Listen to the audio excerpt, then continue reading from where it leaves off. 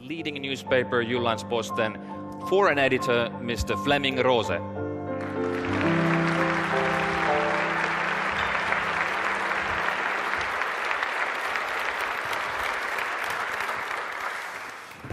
Thank you for this kind introduction. It's a pleasure to be here, especially in this wonderful building. I will not talk about cartoons today. I'll be happy to answer questions, of course, if you have any regarding the cartoons, but what I'm going to say, of course, is informed about my thinking about the cartoon crisis that took place almost 10 years ago, and what it means for our understanding and approach to free speech in the world today. I will talk about free speech in a globalized world. And let me start by saying that I believe that we find ourselves in a new situation when it comes to the global debate about free speech. Because the debate is being driven by two new factors that didn't used to be part of the framework within we talked about free speech. The one new factor is technology, the digital technology. That means what is being published in a small language, in a small country, that very few people usually will read and have access to, is now being published immediately everywhere. And people can not only read and access it, they may also react to it, even 5,000 kilometers away, as we experienced during the cartoon crisis. So technology is the one new factor that we have to deal with. The other new factor that isn't that new, but the scale is new, and that is migration. You experience it here in Finland. Countries around the world are experiencing this factor. That means that never have so many people moved across borders in so vast numbers as they do today. So every society in the world, or at least the vast majority of them, are getting more and more multicultural, more and more multi-ethnic, and more multi-religious. Technology, the new technology means that when information travels, context disappears. And it creates an enormous room for manipulation and misunderstanding. And even cultures who are pretty close can experience this kind of misunderstanding, as we saw in the spring of 2015. Charlie Hebdo, the French satirical magazine, received an award, a free speech award for their courage from American Pen. And it created a huge debate in the United States where, in fact, in America, many people perceived Charlie Hebdo's cartoons as racist, while in France, many people saw them as targeting racism. So in this new world of technology and migration, the key question is, how do we safeguard, how do we protect fundamental liberties like freedom of speech and freedom of religion in a digital and borderless world? I will come back to my answer to this question in my final remarks, but let me at this point say that we need a common global standard for free speech and its limits in order to be able to defend free speech across borders. As long as we do have an international standard, it is possible for international free speech organizations, free speech advocates to approach violations of free speech in other countries and to defend people who are being targeted for what they say. We already have a pretty good infrastructure for a global public space. That is the internet and satellite TV. But when it comes to the law, what is going on in our daily lives in societies around the world, I think we are moving in the other direction. Instead of working out or approaching a common standard of free speech and the limitations on speech, we are experiencing a more and more fragmented concept. Why is that? Why is this taking place? I think one key answer has to do with identity politics, both on the level of governments and on the level of different groups, religious, ethnic, so on and so forth, that want to protect their identity and themselves against criticism. Instead of focusing on what unites us as human beings across borders and cultures, more and more people around the world tend to focus on what makes them different from one another and protect that identity against criticism and a free and open debate. And the consequence of this development is that it is cultures, ethnicities, nations, and maybe even certain versions of history that gets protection, not the individual. And the most important minority in any society is the individual. Unfortunately, this trend is going on all around the world today, and in fact, speech has never experienced so much regulation as it do now in the beginning of the 21st century. And where did this trend start? Why did we end up in this situation? You may be surprised, but in fact it all started in Western Europe, the birthplace of the Enlightenment and the doctrine of religious toleration. And how did it start? It started in the 90s, right after the fall of the Berlin Wall, with laws criminalizing Holocaust denial. And these laws are driven by what I would call a benign utopia, Europe's dream of a world without hate. But as we know from history, when it comes to utopia, the first victim is always freedom. Every time we try to create a more perfect world, or a perfect world. And in fact, these laws criminalizing denial of the Holocaust, they were passed with the best of possible intentions in order to protect the victims of the genocide of European Jewry during the Second World War. In 2008, the European Union demanded that all member states pass these laws criminalizing denial of the Holocaust or downplaying the importance of the Holocaust. Today, these laws are on the books in 13 member states within the European Union, and just 2 weeks ago, the EU Commissioner in charge of this field once again called on all European Union member states to pass these laws. And these laws are based on a specific reading of the events that led up to the Holocaust and triggered the Holocaust. It is basically saying that evil words will lead to evil deeds.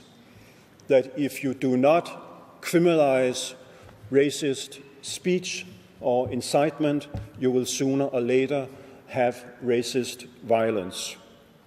And if you allow people to deny a crime against humanity, you may risk that it will repeat itself, it will happen again. I think that is a problematic reading of the events leading up to the Holocaust, even though I acknowledge and I believe that there is a relationship between words and deeds, and that anti-Semitic speech, anti-Semitic propaganda played an inevitable role in the events leading up to the Holocaust. But in fact, in Weimar Germany in the 20s and 30s, you did have hate speech laws protecting Jews against anti-Semitic speech. If you take Joseph Goebbels, the propaganda minister of Adolf Hitler, he was taken to court many times by the vice police director of Berlin, Bernhard Weiss, who was Jewish, and Goebbels lost basically all the cases. And if you take Julius Streicher, the editor-in-chief of Der Stürmer, an anti-Semitic magazine that was being published in the 20s and 30s, Julius Streicher went to jail twice for anti-Semitic speech. And his magazine, over the course of 10 years, was confiscated or taken to court 36 times. So there were laws on the books protecting Jews against verbal attacks, but they didn't work. And these laws criminalizing Holocaust denial, they are now being copied and have inspired other kinds of laws in other parts of the world where they do not have the same good intentions. If you take Eastern Europe, in Eastern Europe, the crimes of communism seem far more present than the Holocaust. So Poland, the Czech Republic, Lithuania, and other Eastern European countries, they have passed laws criminalizing denial of the crimes of communism. And if you take Ukraine this spring passed 4 new laws, 2 of them criminalizing insult to the freedom fighters of Ukraine during the 20th century, which in fact also implies 2 groups that took part in the Holocaust. So when Western historians write critically about these 2 groups, they may risk being arrested when they travel to Kiev. And the most far-reaching law in this respect was passed in Russia last year, and it's interesting that it was passed with the same reference to the Nuremberg trial after the Second World War as all the other Holocaust denial laws in Europe. And the Russian law basically says that it is a criminal offense to criticize the actions of the Soviet Union during the Second World War, which means that my good friend Antony Beevor, a British historian who wrote a very good book about the fall of Berlin in 1945 and about the crimes that Soviet soldiers committed on their way to Berlin, he will not travel to Russia anymore because he may risk being arrested or getting into trouble. You can get 3 years in prison for criticizing the policies of Stalin during the Second World War in Russia today. And it is being done with the same logic as in Western Europe with Holocaust denial laws. So I think this is very problematic. So what makes it difficult today to win the battle for free speech? Of course, there are many reasons, but today I will point to what I will say is a confusion and misunderstanding of fundamental concepts in a liberal democracy. And I will just name 2. The one is the relationship between tolerance and freedom. Many people today believe that tolerance and freedom, they are opposites. that there is a tension between tolerance and freedom, and that we have to balance tolerance against freedom to make it possible to live together in peace. That is not the case if you look at it historically. After the wars of religion in Europe in the 16th and 17th century, the states of Europe, the Protestant and the Catholics, worked out a doctrine of religious tolerance that in fact grew out of the right to freedom of religion. The fact that Protestants had to accept that they would be living side by side with Catholics whom they despised and hated, and vice versa. So historically, freedom and tolerance are in fact two sides of the same coin. And the bigger the tension between these two concepts, the more a threat to the foundation of liberal democracy. So I think we had to re-educate ourselves about the close relationship between freedom and tolerance. There can be no freedom in a society without society being able to tolerate opinions that the majority don't like.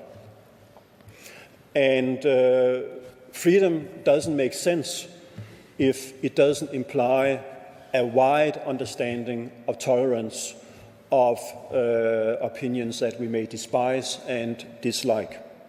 So the relationship between tolerance and freedom is one key concept that we have to re-educate ourselves about.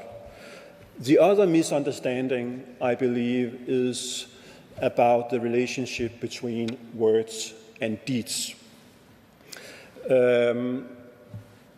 Many people today believe that, words can be as violent or hurtful as deeds. And I agree that words can be hurtful, and words can incite from time to time. But if you look at history and the development of free speech and the fight against censorship, the key distinction was the establishing of a distinction between words and deeds.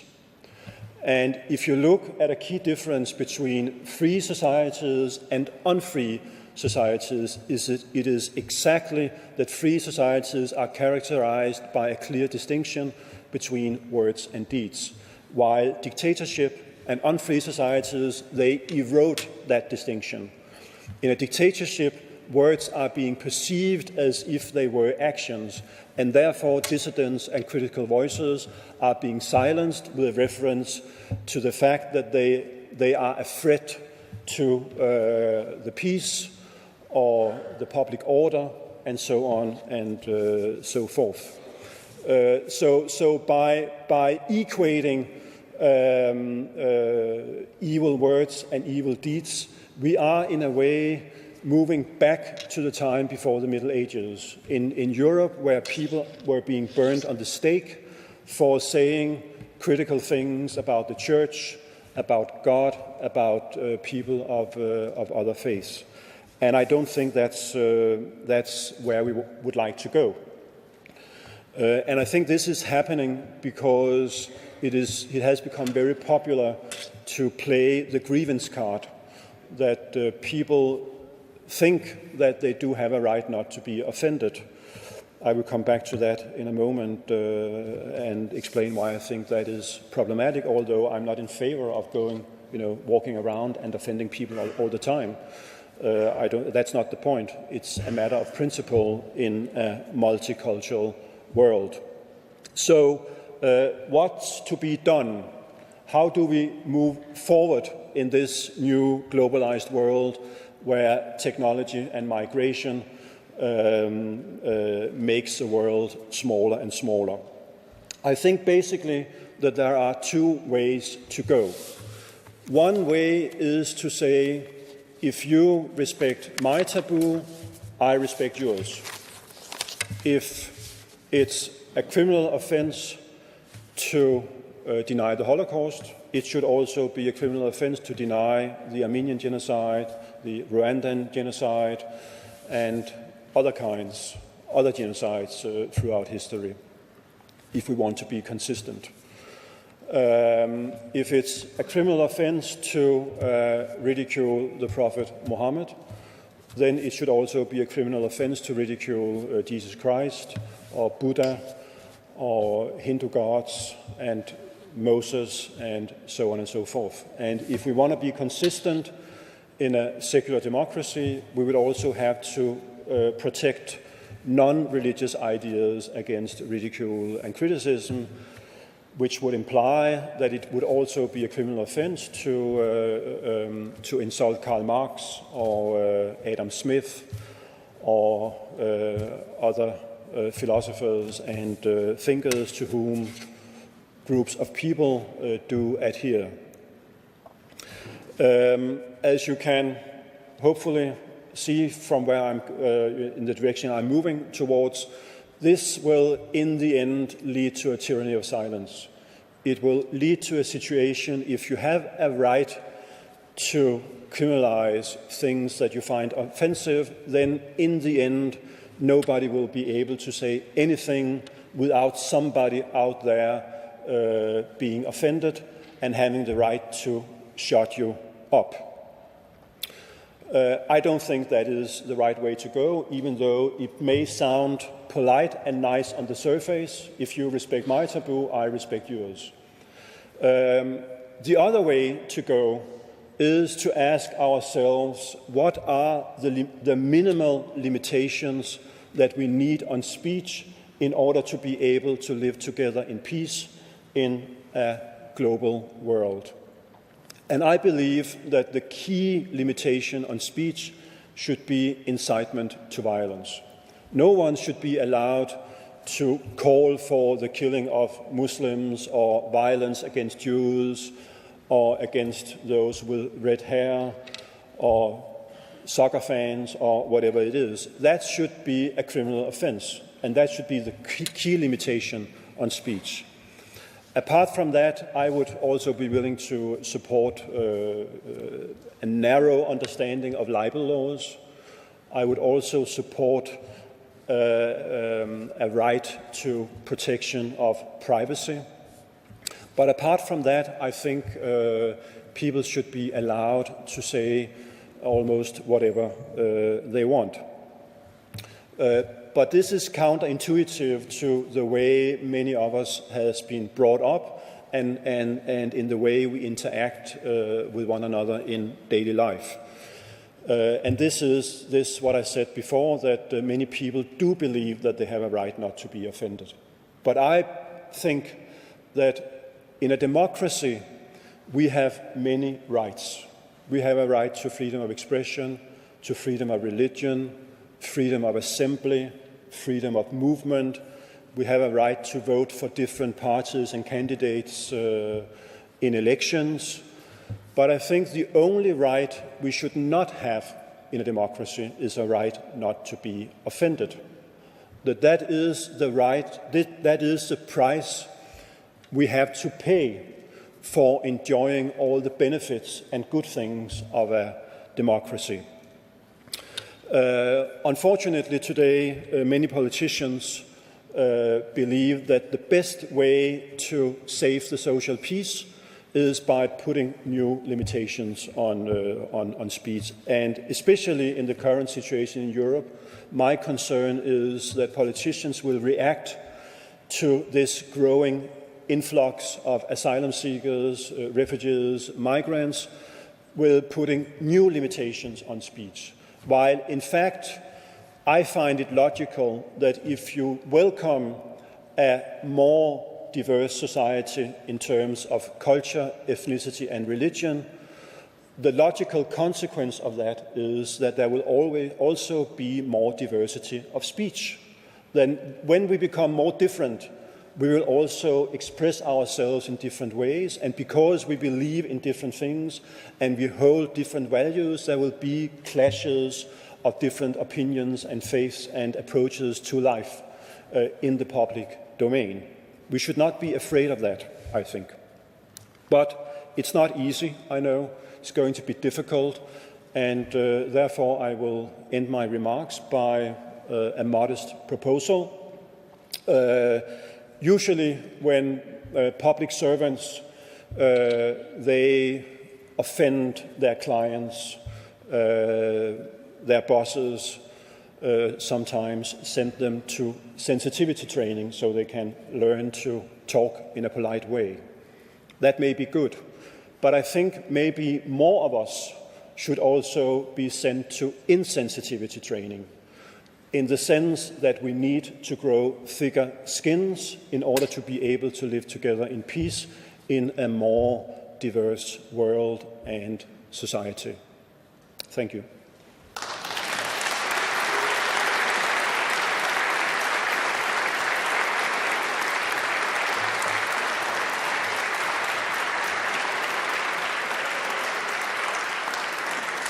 Mr. Rose, thank you for an excellent keynote speech. What a fascinating presentation with an interesting historic background and perspective. It was really a pleasure to listen to your views on this freedom of speech. And now I think it's a good idea to turn to our audience, because maybe your speech has aroused a few questions as well. And hopefully, yes, I'm pretty sure it has. Because we've got some time for a little Q&A with Mr. Flemming Rose. So if you have any questions, just please raise your hand so that I can see it, and we'll get you a microphone. Here's our first question. Yes, please. Thank you. My name is Idris Hassan Farah. I would like to ask you, first of all, I'm Muslim, and I love my Prophet, Sallallahu Alaihi Wasallam, peace be upon him, and I really, but also you don't need to afraid me. I would like to respect the rule of law of this country. For example, in Denmark, 10 years when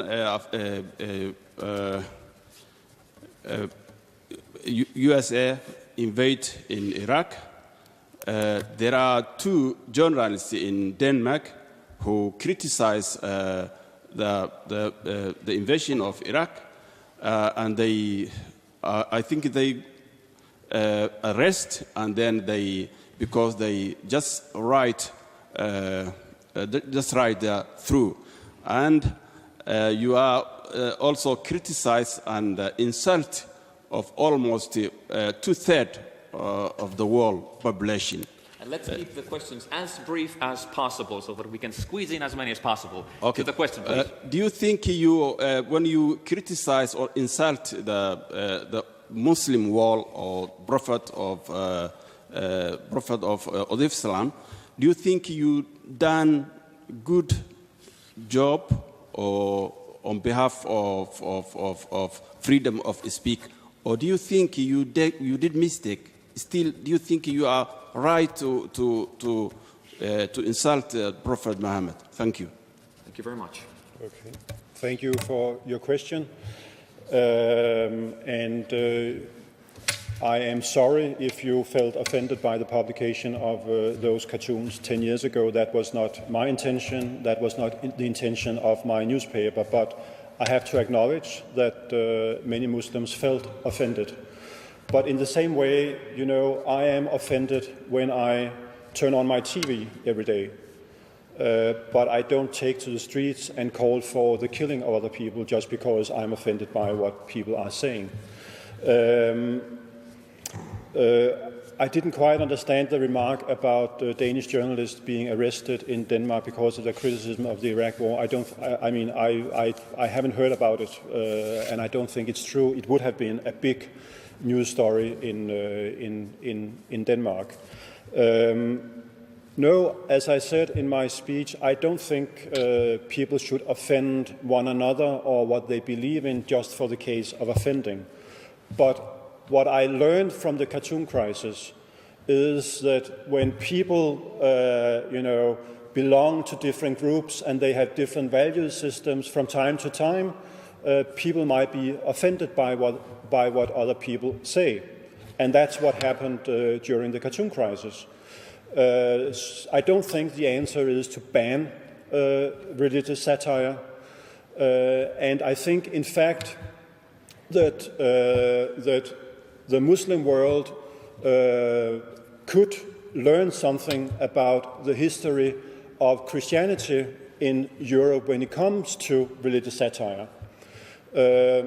Several hundred years ago, the Christian faith in Europe was being used to exercise social control, to hold economic, political, and cultural power, but in part because of religious satire, Europeans and Europeans Christians as well were able to liberate themselves from the gods, which doesn't mean that they don't believe. It just means that the relationship between the individual and God is based in freedom and free choice and is not being used to exercise social control and political power as it used to. And if you look at the Muslim world today, the life of the Prophet Muhammad and Islam is being used to oppress individuals, to undermine equality between the sexes, to prosecute homosexuals, to prosecute representatives of religious minorities. So I think it is very important that we learn to solve these disagreements with words and not violence, and especially in a multicultural and multi-religious society, that we have to accept that people from time to time may say things that we find offensive, even though we don't like it. I don't like it myself. As I said to you, I apologize. I'm sorry if you felt offended by the publication of the cartoons. But it doesn't mean that we should refrain from having this free exchange of opinions, even though they may be hurtful from time to time. Now we've got our second question from over here. Yes, please. Hi, my name is Kenneth Sikorsky, and I think I have a unique perspective, being an American living here in Finland for 28 years. I think, as you had correctly said, that as Europe drives to be a more diverse nation, you need more diverse opinions and freedom to speak them. Now, coming from an American perspective, this type of event would not even have to be arranged there, because it's already a de facto thing. The people themselves know that they have the freedom. They have the freedom to speak. Even though the media in the United States unfortunately did not publish the cartoons for whatever the reason that they had, but the people themselves knew that they had the right to publish those cartoons for whatever reason they thought was necessary.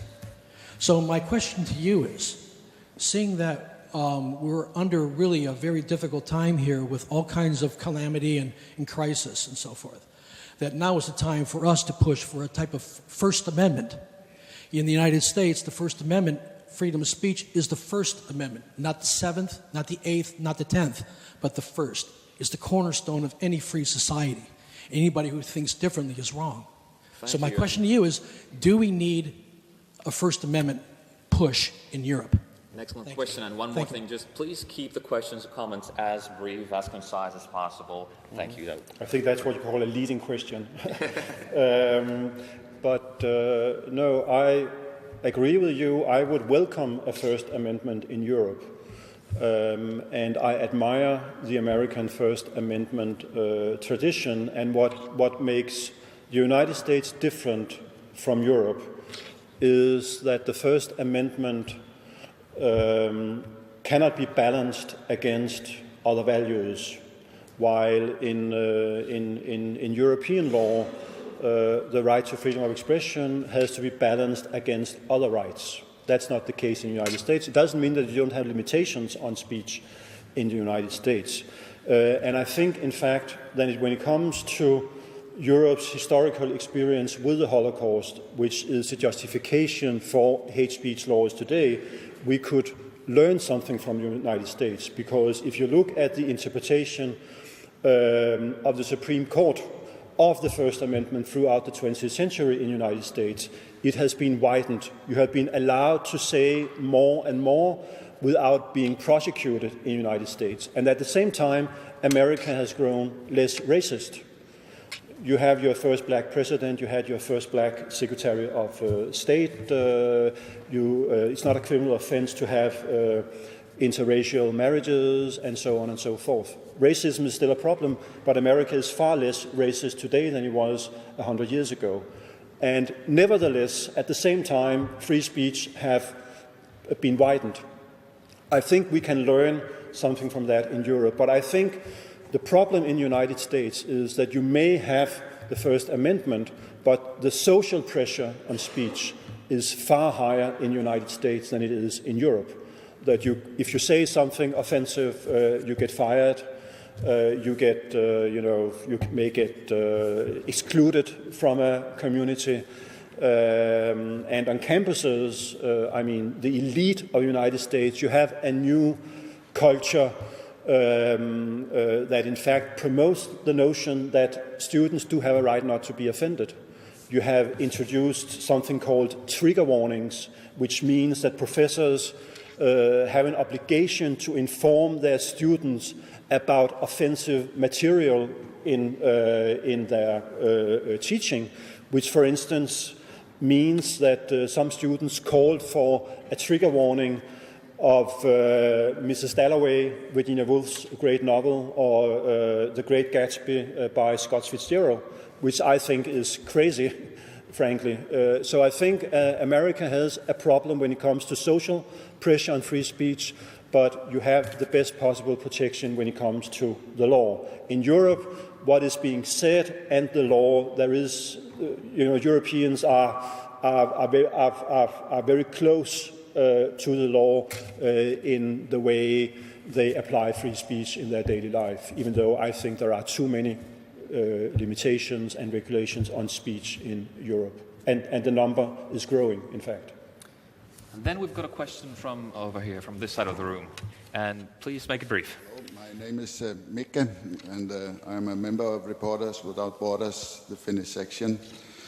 I would be a little bit curious to ask you about the consequences in the Danish domestic debate afterwards, because these cartoons also led to a ban of Danish products, so there has to be a kind of economic dimension too. And if you could tell us a little bit about that, I would be grateful. Thank you. Yes. Yes, it is true that there was a boycott on Danish products in the Middle East, and I debated Danish business people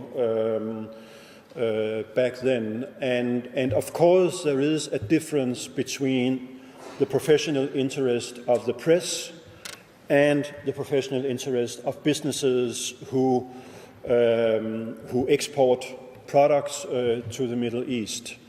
It would be hypocrisy to call on businesses to defend the publication of the cartoons when they lose jobs and money. But I think that in the broader perspective, business does have an interest in free speech, because free speech also implies the right to talk back to your bosses. It implies a feedback mechanism in the production line, and there is a reason why Danish diaries are able to export feta cheese to Saudi Arabia and that they are not able to produce it themselves. I think that has to do also with a culture of free speech and a more flat society where a feedback mechanism, in fact, means that you are able to create and produce more competitive products. And in fact, today, Danish business is more than 100% back in the Middle East. They have regained their markets, and they are now making more money in the Middle East than they did 10 years ago. So this has not been a lasting problem for Danish businesses in the Middle East, even though, of course, I regret what happened to Danish businesses back then, and also to Danish embassies. They were set on fire in Damascus and Beirut, and was also being attacked in Tehran. I think we've got time for just maybe 2 more questions. I saw that there was a lady. We've had gentlemen so far, but there's a microphone with the gentleman first. So first the gentleman in black and then the lady in blue in the back. Yes, please. I'm Mika Ebeling. I'm pastor and member of the City Council of Helsinki. Don't you think it would be possible not to tolerate disrespectful jokes about others' holy values and at the same time to tolerate respectful criticism of those same values? Thank you. And that was the lady with spectacles and a blue Yes, dress. but you know, I learned from experience there are very different perceptions of what respectful means. What is respectful to you may be disrespectful to somebody else. And I think that is the lesson in a multicultural society. One man's hate speech may be another man's poetry. What is sacred to one person will be blasphemy to another one. So yes, of course, I agree with you that we should try to talk in a respectful way to one another. But people are different, and they believe in different things, and they do have different ways of expressing themselves. And I think the challenge is not to ban, not to shut down, not to use violence, but try to be tolerant. Even, or maybe most importantly, towards the kind of speech that we find outrageous, that we don't like. That is a way to try to give space to everybody in a very diverse world, as long as they do not incite violence, of course. I mean, I'm not a fundamentalist in that way that I think people should have a right to say whatever they want. I just think that too many people argue for too many regulations when it comes to the law. And I did promise a question to the lady a few rows back. Yes, please. Yes, thank you. I'm Anne Metzelä. Where is democracy when too many people believing that they can do what just they want to without crime and punishment because they just believing so, as religion with anarchy? I didn't understand the question. I'm sorry. Could you just repeat the tagline, please? Yes. Where is democracy in different states when too many people believing that they can do just what they want to do? But what do you have in mind? What are you thinking of? If they want thieving on other people's property and money, if they want murdering some people, raping and do so on and so on. Thank you. So I guess the question was, what is the essence of democracy in a tolerant world, in a world that you describe that is going more and more global? Yes, but I think, I mean, it is difficult to learn to live together with people who are different. We learned that in Denmark. We experienced that over the past 30 years, and now you are going through the same experience here. It's very easy to be tolerant on long distance, and you pay your money to United Nations, you support refugees several thousand kilometers away, but as soon as the refugee that belongs to another religion and another ethnic group who have other mores is your neighbor, what do you do then? How do you find a way to live together in peace in that situation? That is difficult. It doesn't mean that people are racist. It's just difficult. I mean, I'm married to an immigrant from the former Soviet Union myself, and I can assure you that it's difficult to learn to live together, also in a marriage, when you have individuals who belong to different cultures. So we have to accept that it is difficult, and we should not denounce people when they feel insecure and they air their skepticism and insecurity. It is natural. It is a culture shock for people who come to our part of the world, who have fled wars, poverty, and so on and so forth. But it's also a shock for the people who are on the receiving end, because their environment also changes when refugees from other parts of the world come in. And we have to accept that it's difficult for both parts. But the things you mentioned, they are criminal offenses. I don't think that has anything to do with free speech. If people call for murdering, if they steal, if they don't behave according to the law, they should be prosecuted according to the law. But people should have a right to say offensive things. They should have even a right to say things that don't fit into a democracy, like we did during the Cold War in most of the Western world. The Communist Party was not banned in Denmark, even though they argued for overthrowing the government.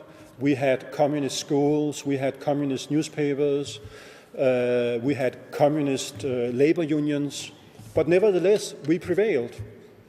So I don't think that we should try to ban ideas, religions, convictions that we don't like. That's not the right way to counter them. And it's a lack of belief in truth and in freedom. Mr. Flemming and Rosa, thank you so much, and also thanks to our audience for great questions. We would have had many more, and I know it would have been great to keep on going, but unfortunately we need to move on. But it was a great pleasure, really a thrill to have you here with us, and to have this kind of a rare insight into this one-of-a-kind case and into your way of thinking, the way you see the freedom of speech and the way you see the world. I know this was your first time in Finland as a speaker, but I'm sure that it was certainly not the last. We do hope to see you soon again and wish you all the best with your future projects. Thank you very much. Ladies and gentlemen, Mr. Flemming Rosa.